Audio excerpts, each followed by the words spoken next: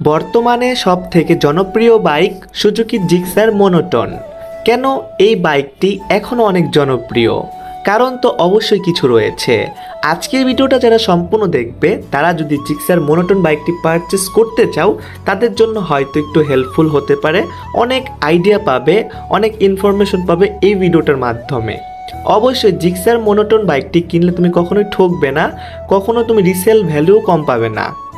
আশেপাশে যত বাইক দেখি কেনার পরে বেচতে গেলে মোটামুটি 30 থেকে 40 হাজার টাকা লসে সেল করতে হয় অল্প কিছু কিলোমিটার চালানোর পর। কিন্তু মোনোটন এই বাইকটি তুমি যদি 5,000 কিলোমিটার চালাও তাও কিন্তু তোমার মোটামুটি 20 থেকে 25 হাজার টাকা লসে তুমি কিন্তু সেল করতে পারবে। অলওয়েজ জিক্সার মোনোটন বাইকের চাহিদা থাকে, আর যদি সেটা হয় ব্ল্যাক কালার তাহলে তো আর কোনো কথাই নাই।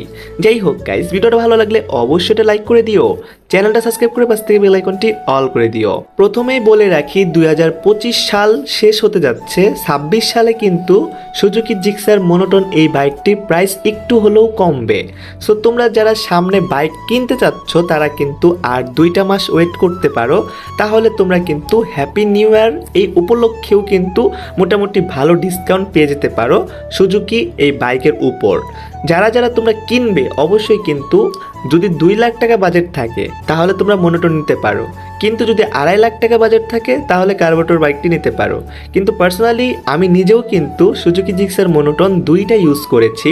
প্রথম বাইক ছিল মোনোটন, সেকেন্ড বাইক ছিল R15, থার্ড বাইক ছিল আমাদের কার্বোরেটর, 4 নাম্বার ছিল মোনোটন, 5 নাম্বারে কিন্তু আবারও কার্বোরেটর।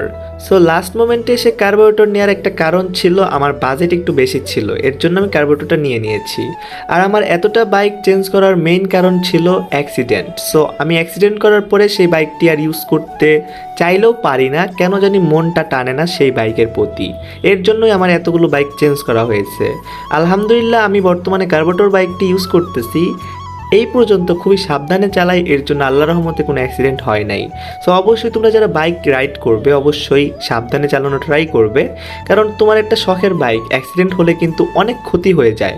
বাইকের ক্ষতি বাদ দিলাম, নিজের ক্ষতি কিন্তু হতে পারে। সো অবশ্যই সাবধানে রাইড করার ট্রাই করবে। সো যেটা বলতেছিলাম, মোনোটন বাইকটি তোমরা চোখ বন্ধ করে নিয়ে নিতে পারো, কারণ মোনোটন বাইকটা তুমি যদি নাও 2 লাখ টাকা দিয়ে, মানে 2,06,000 বর্তমান সময়ে তোমরা যদি এটা নাও, তোমরা যদি 5-6 মাস ইউজ করো বা 1 বছর ইউজ করো, কিন্তু তোমার কিলোমিটার রয়েছে চালানো 5 থেকে 6 বা 7,000, তাহলে তোমরা কিন্তু এটা যখন সেল করতে যাবে বেশি লস হবে না। তোমরা কিন্তু 1,80-85 পেয়ে যেতে পারো, কারণ আমার চোখের সামনে কিন্তু 1,80 দিয়ে একজন আমার বাইকটি নিয়েছিল। কারণ আমার বাইকটি ছিল সুপার ফ্রেশ, আমি ইউজ করেছিলাম মাত্র 7 মাস, কিলোমিটার চলেছিল মাত্র 6,000 কিলোমিটার। আমি 1,80,000 টাকা দিয়ে সেল করেছিলাম, যেটা আমার রেড কালার মোনোটন ছিল।